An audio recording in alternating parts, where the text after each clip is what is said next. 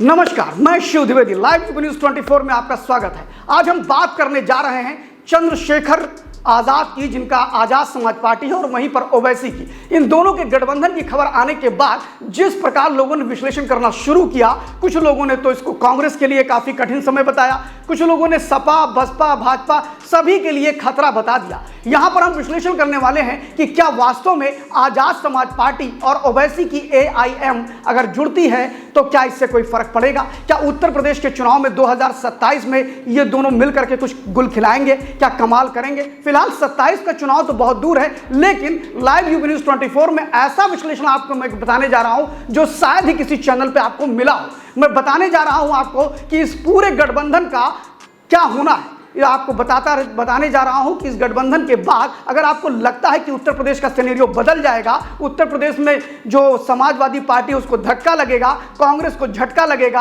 भाजपा को झटका लगेगा, तो ऐसा कुछ भी होने वाला नहीं है। इन दोनों पार्टियों का जो समर्थन है, खासतौर आपको बता दें कि ओवैसी का जनाधार उत्तर प्रदेश में वोटों में तब्दील कभी नहीं होता है। इससे पहले भी अगर हम बात करें 2017 और 2022 के चुनाव की, तो ओवैसी ने भरपूर प्रत्याशी अपने उतारे थे। 2017 में भी उनके कोई एक प्रत्याशी ही खाली रनर रहा था, बाकी के सारे प्रत्याशियों में अधिकांश की जमानत जब्त हो गई थी। 22 में भी ओवैसी ने ऐसे ही चुनाव लड़ा और फिर वही मुंह की उनको खानी पड़ी। इसका मतलब है कि उत्तर प्रदेश का जो मतदाता है, मुस्लिम मतदाता, जो लगभग 18 से 25% है, वह पूरी तरह से 100% ना सही लेकिन लगभग 95% वोट वो समाजवादी पार्टी को करता है। मुसलमानों की एक बहुत बड़ी कमेटी है जो एंटी बीजेपी वोटिंग पैटर्न पे काम करती है, और ऐसी स्थिति में जो ना तो दाल ओवैसी की गलनी है, और रही बात आजाद समाज पार्टी की, तो उसको भी लेकर के आपको बता दें कि वहां भी अब दलितों के बड़े बड़े नेता अन्य दलों में खड़े हो चुके हैं। चाहे वो भारतीय जनता पार्टी की बात करें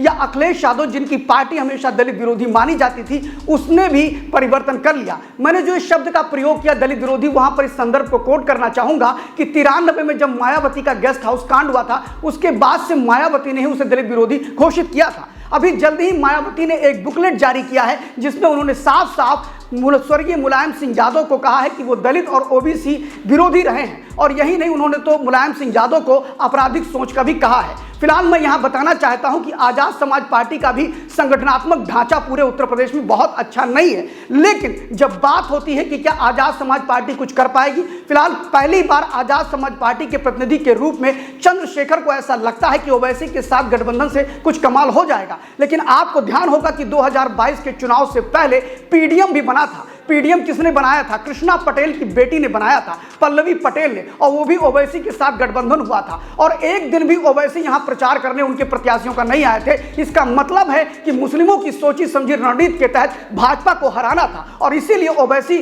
उनके किसी भी प्रत्याशी के समर्थन में नहीं उतरे। कहीं वही हाल आजाद समाज पार्टी के चंद्रशेखर आजाद का ना हो जाए। फिलहाल ऐसे देखना होगा कि आने वाले 2027 में ये गठबंधन कुछ गुल खिलाता है या नहीं खिलाता है, ये भविष्य के गर्म है। ऐसे ही विश्लेषण सुनने के लिए बने रहिए हमारे साथ live UP news 24। Thank you.